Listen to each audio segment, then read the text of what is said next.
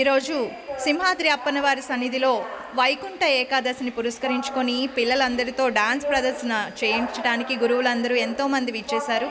అందులో ముఖ్యంగా ఈరోజు తాళపాక శ్రీ సందీప్ కుమార్ గారు కళారాధన మ్యూజిక్ అండ్ డ్యాన్స్ అకాడమీ నుండి విచ్చేశారు. వీళ్ళు తాళపాక అంటే అన్నమయ్య వంశీకులని కూడా చెప్తూ ఉంటారు. విశాఖపట్నం నుండి విచ్చేశారు. మరి వారి మాటల్లో ఇక్కడ ప్రదర్శించడం ఎలా ఉంది అని వారిని అడిగి తెలుసుకుందాం. నమస్తే అండి. ఓం నమో నారాయణాయ. శ్రీ నరసింహస్వామి వారికి పాదాభివందనాలతో ఈరోజు చాలా చక్కటి పర్వదినం వైకుంఠ ఏకాదశి పురస్కరించుకొని సింహాద్రి అప్పన్నవారి సన్నిధిలో చక్కగా ఎంతోమంది అమ్మవారి స్వరూపాలతో అలంకరణలతో చక్కగా నాట్య కళాకారులు ఒక రకంగా స్వామివారికి నిత్యము కైంకర్యంలో షోడశ కళలు అంటారు. వాటిలో నృత్యం దర్శయామి అని మనం చెప్తూ ఉంటాము. ఆ నృత్యం దర్శయామి అనేది అనునిత్యము కూడా స్వామివారికి నైవేద్యంతో కూడినటువంటి నాట్య ప్రసాదంగా కళాకారులు అందజేస్తారు. అది గురు శిష్య పరంపరగా ఈరోజు ఇక్కడ వైకుంఠ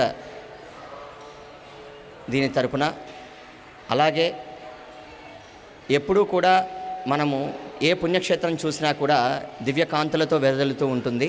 కానీ ఈరోజు ఇంకా విశేషకరమైనటువంటి రోజు కాబట్టి ఈరోజు ఇక్కడ చాలా ప్రత్యేకమైనటువంటి ప్రాంగణంలో అన్ని విశేషకరమైనటువంటి వాతావరణాన్ని కూడినట్టు భక్త మహాశైలందరూ కూడా విచ్చేసి స్వామివారిని వీక్షిస్తున్నారు.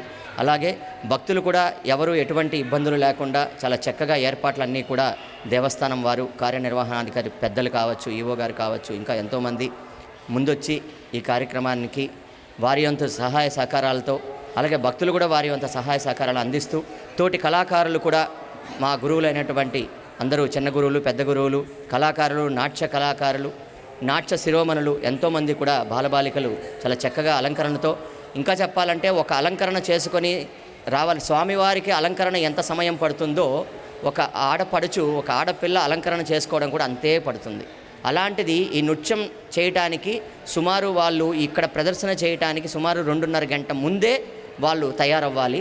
దానికన్నా ముందు 1 గంట ముందు లేయాలి. దానికన్నా ముందు తల్లి నిద్రలేసి ఆ తల్లిదండ్రులు పిల్లల్ని లేపాలి.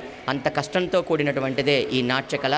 మరి ఈరోజు స్వామివారికి ఇంత చక్కటి నాట్యంతో స్వామివారికి నృత్యాభిషేకం చేస్తున్నటువంటి కళాకారులందరికీ కూడా శుభాభినందనలు తెలియజేసుకుంటూ మాకు ఈ యొక్క కళాకారులకి అవకాశం కల్పించినటువంటి ఆలయ కార్యనిర్వహణాధికారి పెద్దలందరికీ కూడా పేరు పేరున అందరికీ ధన్యవాదాలు తెలియజేసుకుంటున్నాము. ఈ ముక్కోట ఏకాదశి తరపున అందరికీ కూడా ఆ భగవంతుడి ఆశీస్సులు ఎల్లవేళలా ఉండాలని అలాగే అందరికీ మీడియా మిత్రులకు పెద్దలకు అందరికీ కూడా మా కళాకారుల తరపున ధన్యవాదాలు తెలియజేసుకుంటున్నాము.